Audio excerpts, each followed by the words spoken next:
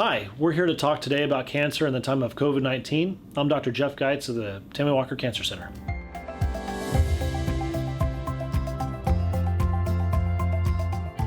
Dr. Geitz, thank you so much for joining me. I know all of us within the organization have been dealing with COVID-19 all the way through this.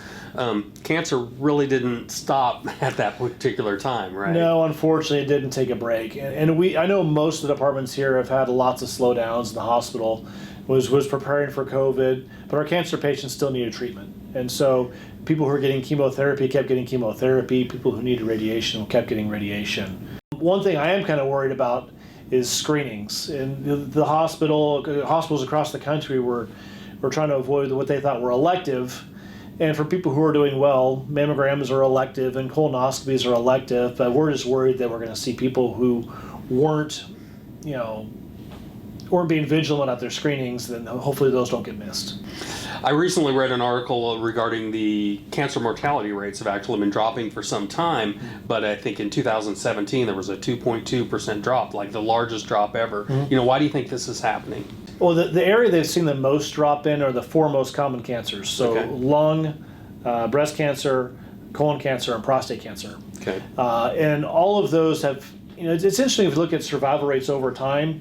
Our survival rates have gotten much better for a long time. And it's not been a whole lot of big jumps. It's a whole lot of small jumps. Mm-hmm. That 1% here or 1% there that you add up over time is a huge difference.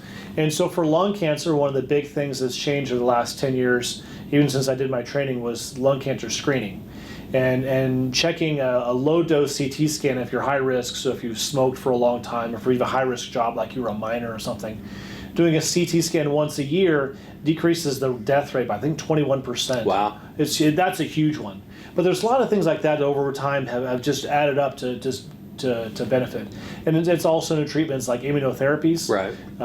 that we're doing a whole lot of now that hopefully don't make people nearly as sick as before, as traditional chemotherapy, that's approved across all kinds of different kind of cancers.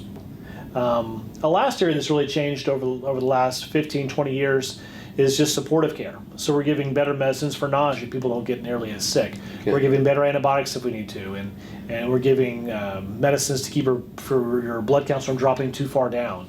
And so people just in general do better with treatment. And all of those things together have kind of added up to people living longer. Thank you so much for being on the show. And thank you for watching. For more information, please visit the Cancer Services page on srhc.com and like Tammy Walker Cancer Center page on Facebook.